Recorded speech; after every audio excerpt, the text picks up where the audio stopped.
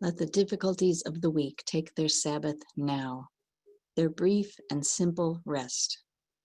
Let the worries of the week lay their heft gently onto the dark earth below this carpeted floor, which can bear them with greater ease than any one of us can by ourselves. Let the tangle of feelings, the pull and push of these last 7 days, sit still for a minute, stop writhing in my heart, and move no more than a Buddha at rest under a tree. Let there be stillness in my heart for a moment, the balance point between breathing in and breathing out, like the pause of a dancer between movements in the music. Let the breathing in this room be free and flowing. Let pulses trance a slower rhythm in the wrist. Let the coming silence be like hands pulling back a curtain, revealing the table set with the feast of life, which is present here and now, and has been the whole while. Present to those who give up living in either the past or the future. Present.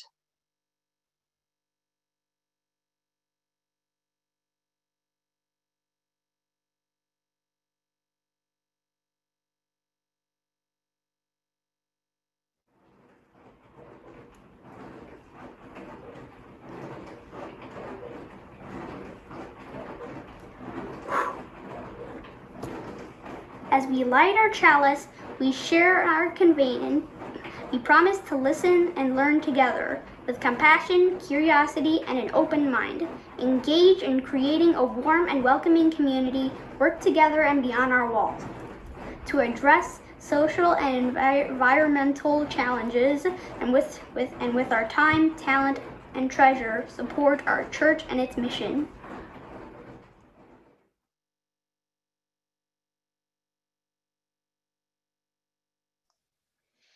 Thanks so much, AJ. Such a beautiful job you did. Good morning.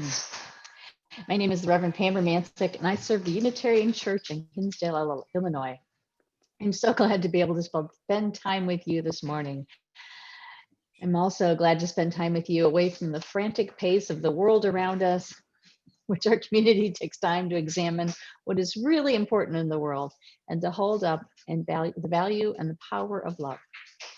If you enjoyed today's service, I hope you will share it with somebody you know, somebody who might need to be reminded that they are valuable and they matter in the world. I'm glad you made it here at 10 a.m. today. I'm suspicious we may be having people trickle in as we go along, but we're going to be starting at 10 a.m. from here on out, so it offers you a little bit more free time at the end of your Sunday afternoon. We hope you'll find the time to rest. Now, our community has a lot going on, even during these pandemic times. So I encourage you to look at our website, www.hinsdaleunitarian.org, and I'll follow us on our Facebook page. If you're new and would like to receive our regular communications, please contact the office or leave your information in the chat box. Right now, we're going to take a moment to remember people who are struggling in our community. Linda Rio is recovering from back surgery, and she'll be taking a few weeks to be able to return to her normal life. So please hold her in your good thoughts and prayers. And Michaela Scoville-Durante is going to be having oral surgery and not able to talk for quite a few weeks. And she would love to be able to get cards or texts just helping to keep her spirit up. Our care team is organizing meal shares. So if you'd like to contribute, go ahead and look at the care team website to find out who to call so you can be involved in that. And finally, we wish to send good wishes to the President and the First Lady and the hopes that they will recover fully from COVID with a renewed sense of how fragile and connected we all are. A little later in the service, we'll hold space for meditation and prayer. So if you need support yourself or know of someone who does, please type your intention in all caps in the chat box so we can respond and help. I hope you find some rest during our time together this morning. Take a deep breath in and enjoy this offering of music. It's performed by Tim O'Brien, titled Lay Down Your Weary Tune. Down your weary tune, lay down, that song is strong, and rest yourself in the strength of strings. No voice can hope to hum, struck by the sounds before the sun. I knew the night had come, the morning breeze like a bugle against the drums of dawn. Lay down your weary tune, lay down, the song is strung, and rest yourself in the strength of strings. No voice can hold to hum the ocean wild like an organ play, and the seaweed woven strands, the crashing waves like silver splash against the rocks and the sands. Lay down your weary tune, lay down, song you strum, and rest yourself neath the strength of strings. No voice can hold down.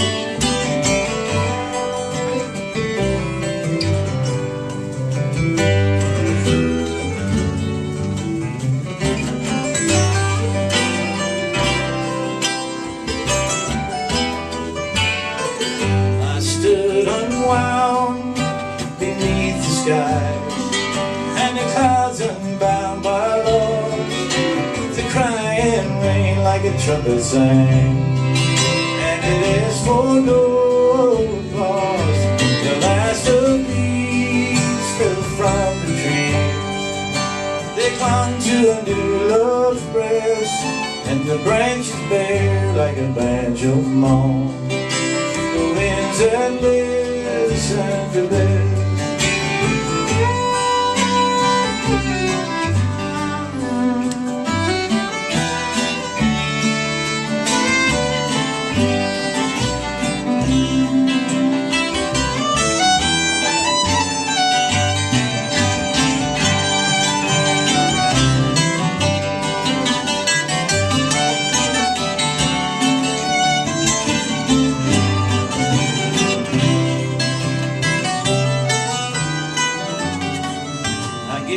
Down in the river's a mirror, I watched it whine and strum.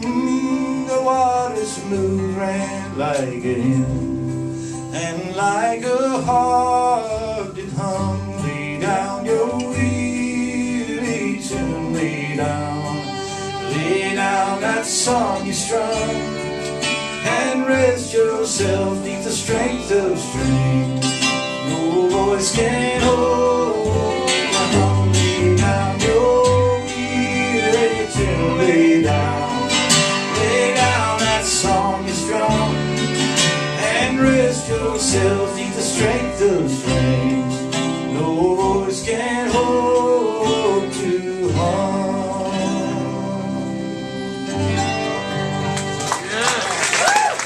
Thank you very much. Morning, friends. I'm here in my office working hard. One of the things that I finally got done this week was the start of our religious education program. Our theme for the year is Toolbox of Faith, and each of the families received a toolbox like this one, and it's full of all sorts of tools for living life as a Unitarian Universalist. This week's tool of the week is a ruler, and we will be exploring the rules in society that keep people safe, and more importantly, what the principles and purposes of Unitarian Universalism do for us in the way they help us live our life. So I'm super excited that we finally kicked off the year, and I look forward to each week's tool, which I will be sharing with you every week.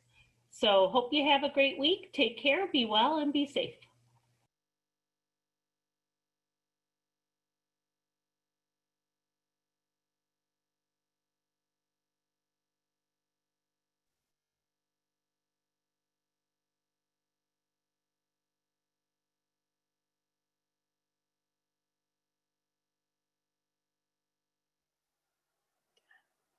Our first reading is from the Bell Books essay, Love as the Practice of Freedom.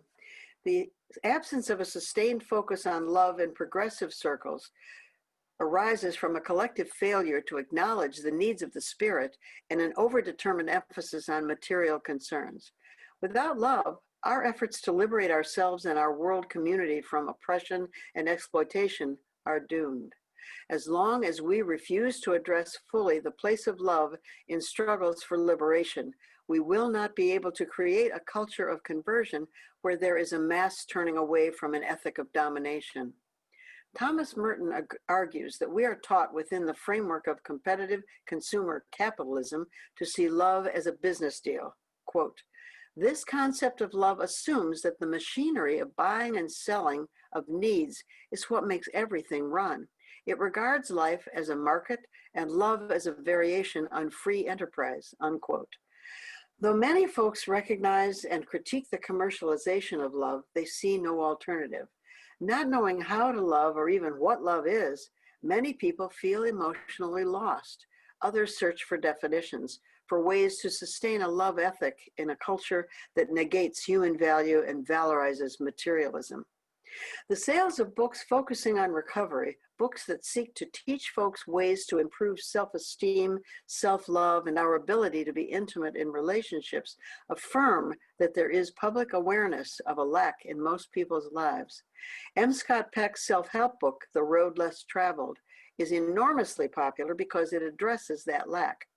Peck offers a working definition for love that is useful for those of us who would like to make a love ethic the core of all human interaction. He defines love as, quote, the will to extend oneself for the purpose of nurturing one's own or another's spiritual growth. Thus ends the reading.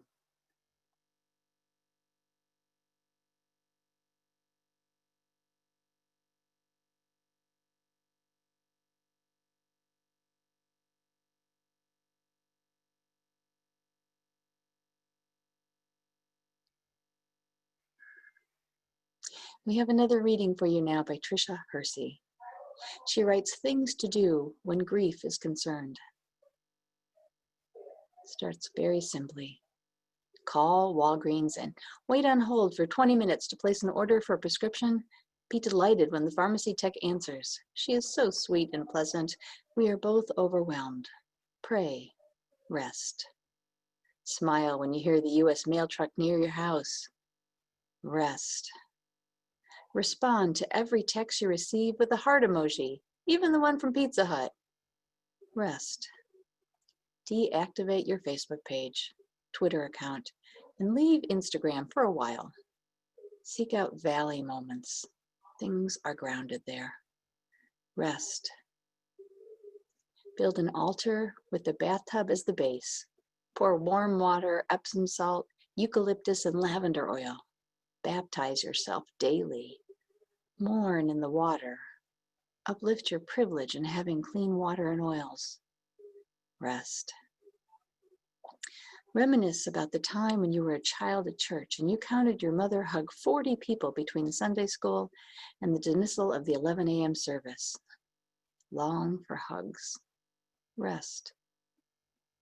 Get drunk off uncertainty and remember your ancestors built a spaceship from uncertainty. Stand in the trances of resistance.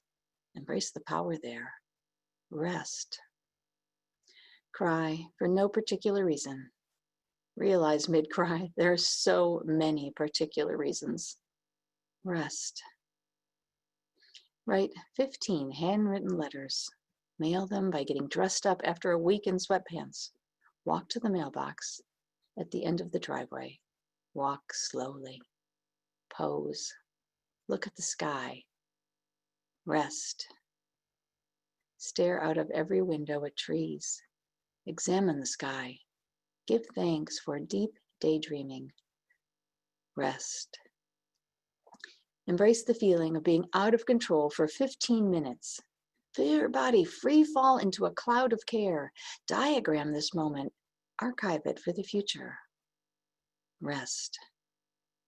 Rest. Deep rest. Slower movements. Slower movements. Focus on things with intense study. The way my hands move while I'm washing the dishes. The smell of cocoa butter. How my cat's stomach moves up and down while he naps for 10 hours a day. Become a vessel for stillness. A miracle walking. Nap. Rest.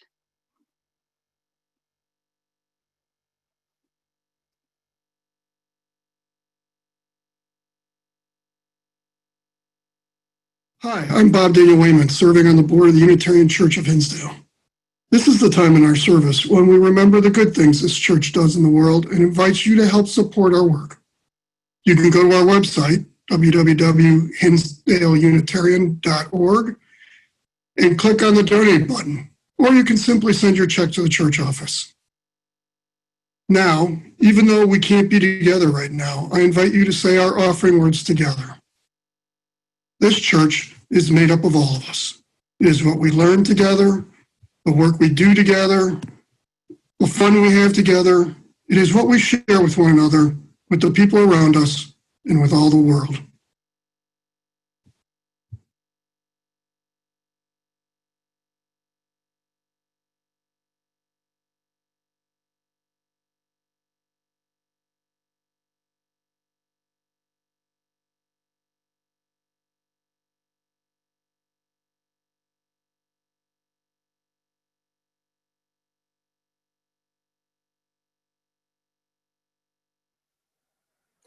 Our second reading is from a self-proclaimed NAP bishop, Tricia Hersey. I have claimed the year of 2020 as the year of grief, the year of rest. I took an impromptu 3-week Sabbath during the height of the uprisings for Black lives that spilled millions onto American and international streets. I watched with pride as people reacted and protested in a way that shows they are still human. We are divine human beings. Our culture forgets and hides this truth. I was beaming with pride and joy to see, but I'm still processing. So I signed off from work emails, social media, technology, and labor to grieve and process. I practice what I preach. I'm still processing a global pandemic. I'm grieving all the lives lost and missed opportunities. I miss gathering for our collective napping experiences. I'm disgusted by our racist health system that has been this way forever. Black, Latino, and Indigenous people are dying at high rates from COVID-19 due to this sick system. I'm sitting in this grief and will not look away. I want to mourn and lament and realize this culture is not set up with systems of care to allow others to stop long enough to rest. This is why this ministry exists. I'm sick of rushing and the obsession with opening back up and getting back to normal. I never want to see normal or the way it was again. It's time for a new way. Rest and slowing down will be the foundation for this liberated future that many are screaming about online via memes, in the streets during the uprisings for Black lives, and in our hearts. We are not well. We are exhausted and disgusted. I'm still grieving from hearing in disturbing detail the lynching of George Floyd by police in Minnesota. I did not watch the video and will never watch the video. I protect my heart and eyes from what my bones already know. I'm a target in America. This is not new information, it's ancient. So I'm now back from 3 weeks of rest and slowing down. I felt like an outlier the entire time as my inbox is filled up with requests for interviews, to speak about the uprisings, to share the repetitive good news of rest that I've been preaching since 2016. People were hungry for a reply, thirsty for me to calm the exhausted beast and soothe the hearts of those who finally decided to wake up to the racial terror that Black folks have been yelling about for decades and centuries. It has always been time for justice. It has always been time to rest. Rest is a form of resistance because it disrupts and pushes back against capitalism and white supremacy. This is our main tenet since we started researching our Rest is Resistance framework back in 2013. We cling to this truth like a lifeboat in a raging sea. We cling to the power of collective care and collective rest, opening the dream space that will allow us to invent and imagine a new world rooted in rest. Thus ends the reading.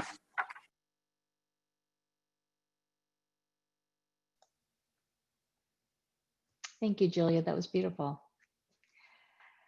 Are you bone weary, exhausted from just trying to keep up with all the demands of ordinary life, and now swamped with the complications of COVID?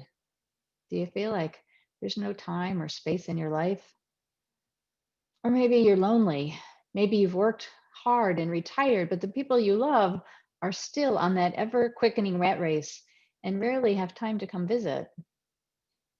Maybe you're like me, always optimistically thinking that as soon as I get X, Y, and Z done, I'm going to be caught up. Never quite realizing that there's always another alphabet soup of things that are going to be a whole new list of things to do and obligations to fill. I confess to you this morning, I am tired. I haven't been able to find that thing which restores my soul. But a few weeks ago when my daughter was visiting, she found something on Instagram that she shared with me called the Nap Ministry. Weirdly, as I started flipping through Tricia Hersey's blog posts and memes, it affected me so strongly that I got tears in my eyes. Hersey wrote, "I want to mourn and lament and realize this culture is not set up with systems of care to allow others to stop long enough to rest." Something in those words broke my heart open wide. Our culture is not set up to allow others to stop and rest. We're encouraged to go, to be productive, to just do it every waking moment, with all of our value coming from what we accomplish, not who we are or how we love. It is exhausting. And we're caught in a spiral of being expected to produce more and more and more within a system that is never satisfied. It's kind of like a drug or an addiction. And we think if we just keep working a little harder, we'll catch up. But the goalposts are constantly being moved back.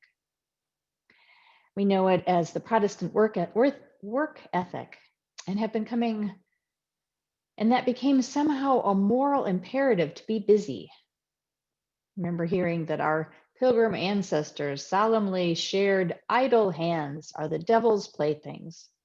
If you're not working, you must be up to no good, right? But we have to ask ourselves, who does that serve? Who benefits from our increased productivity? And it certainly doesn't feel like it's us. Other cultures value relationship or community or being in enjoying the world.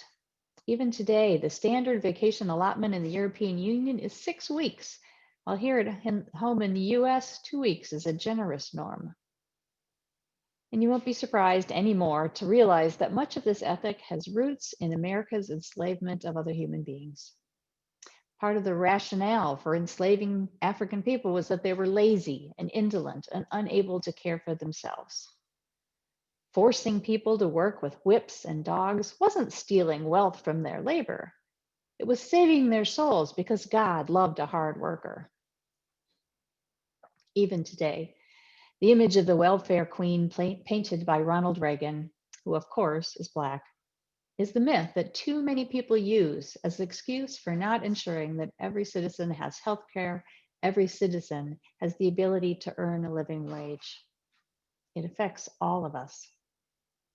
And if we go along with ascribing laziness to those who are least respected in our country, then each of us has to work harder and harder and harder to try to earn that respect that all of us deserve intrinsically. The ridiculous thing is how backwards the reality is from the story that's told. I mean, the average CEO of a Fortune 500 company earns more in a day than the average worker earns in an entire year. Which one of those do you suppose has more time to golf and travel and spend getting massages? Which has more time to relax? And we know that many working class folks have to work 2 or more jobs while caring for children and maintaining their homes. So who actually are the lazy ones? Somehow we've been sold a myth equating wealth with industriousness and poverty with laziness, which ends up being very convenient for those at the top of that pile, huh?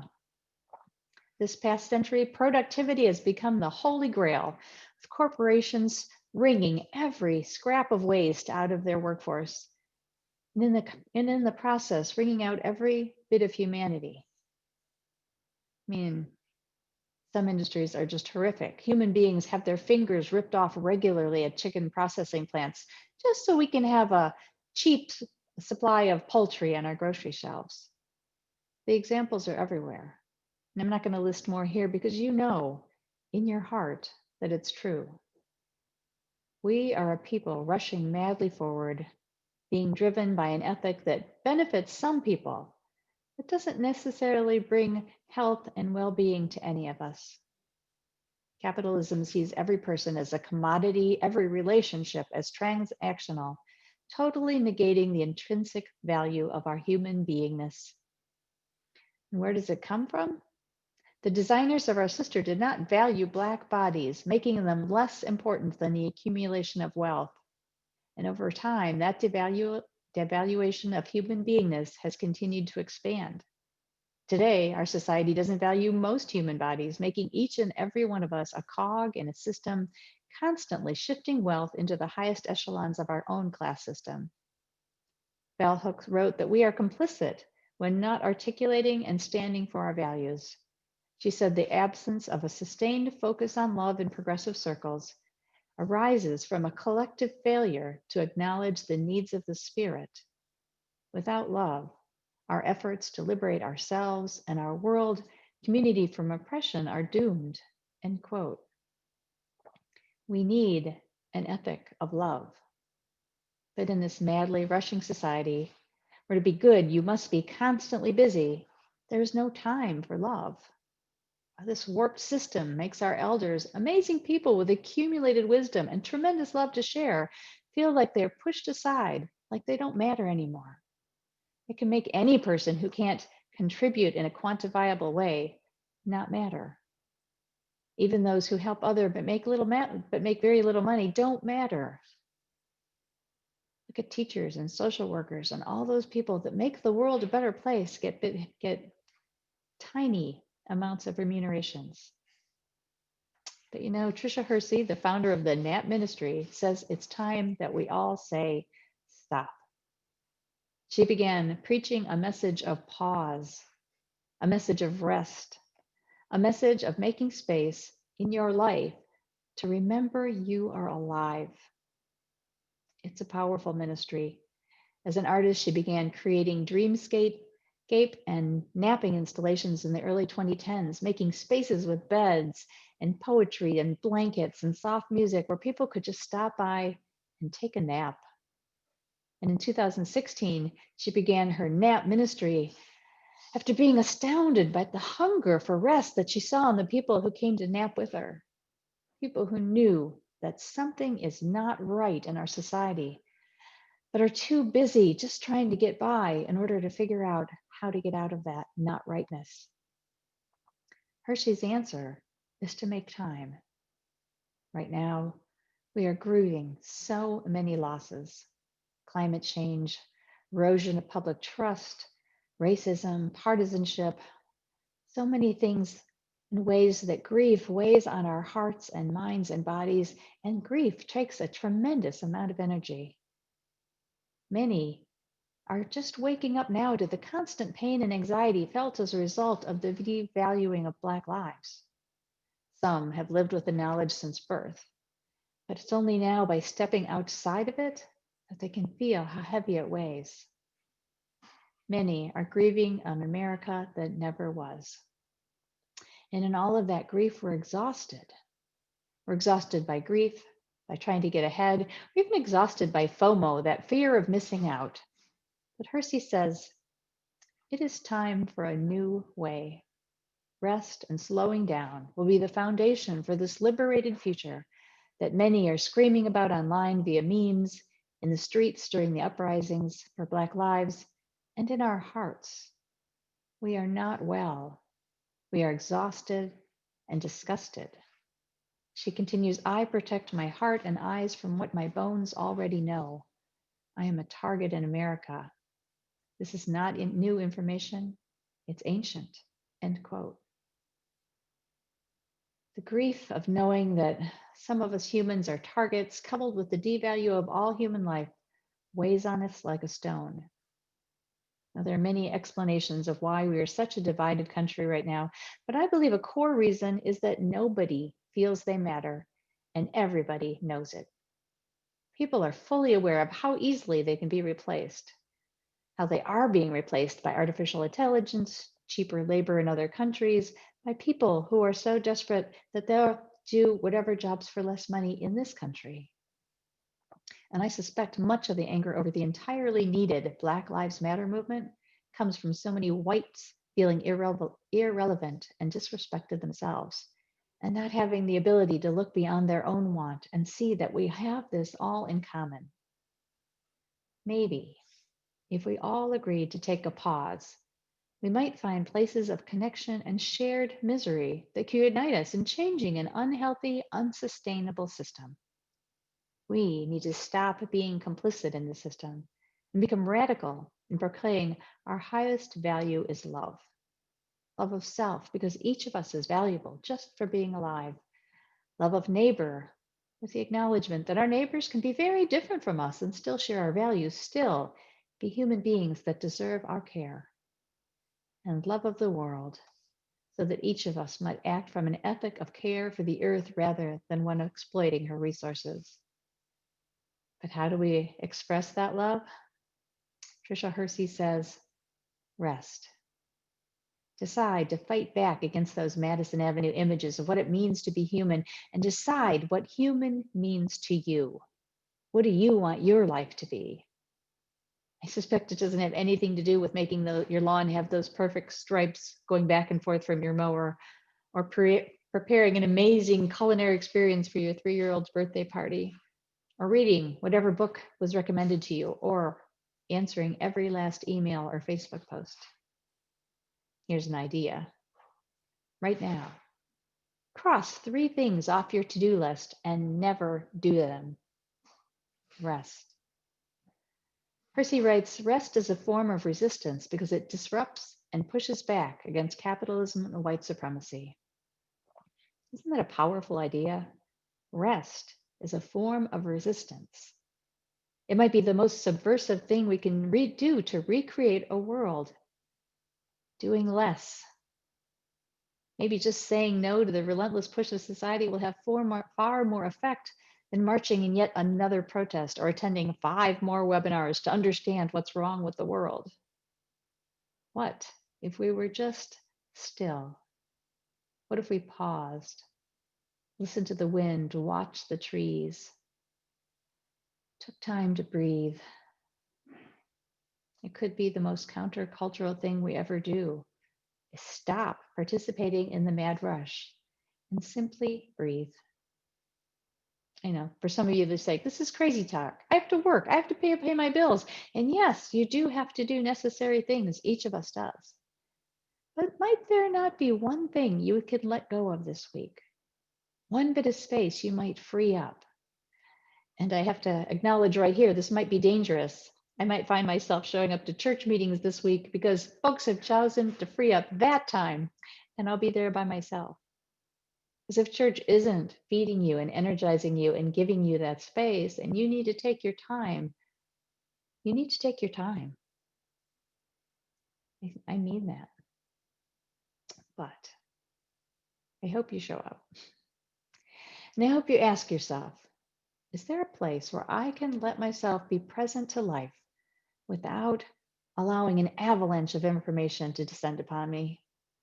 Now, sitting in front of the TV or reading the newspaper doesn't count. Those can be places of not doing, but are not necessarily places of rest. Now, all of these are baby steps.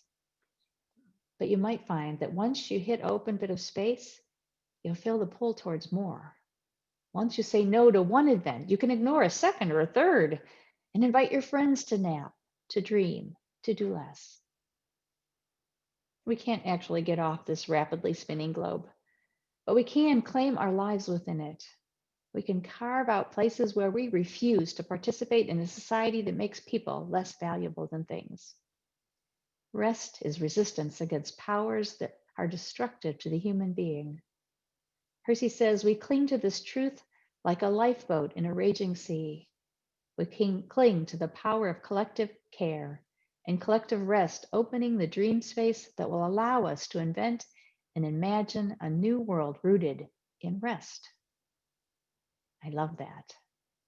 A world rooted in rest, rooted in love as our core value for ourselves and others, rooted in the value that we will be giving nothing unless we make it so.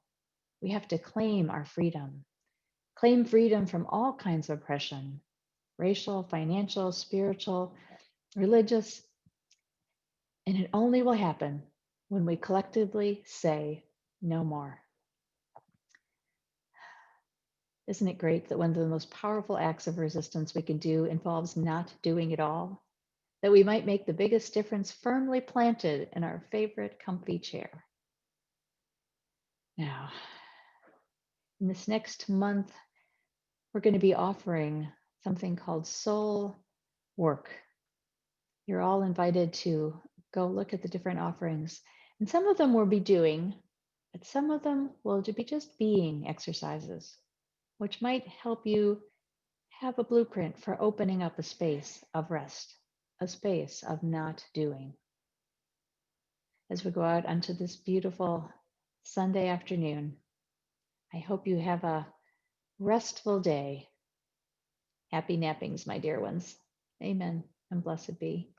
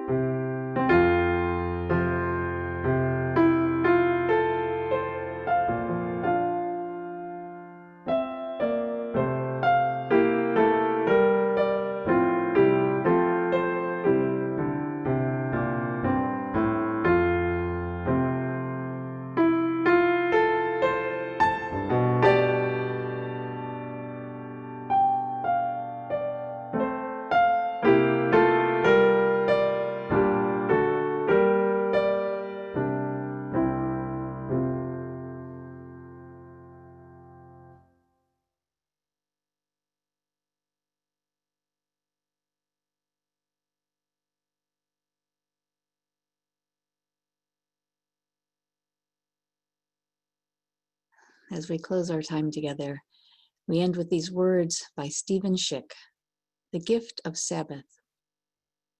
Spirit of my greatest longing, help me accept the gift of Sabbath, a moment, an hour, a day of awareness that will return to me again and again. Like the unnamed one who quieted the waters of chaos to bring all things to life, grant me the wisdom of the pause. Help me still the churning waters of my soul. Help me be in this moment of rest.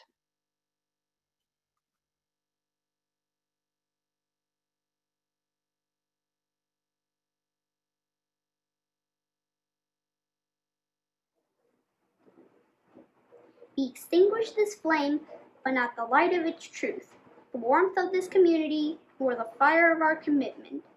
These we carry in our hearts and share with all the world.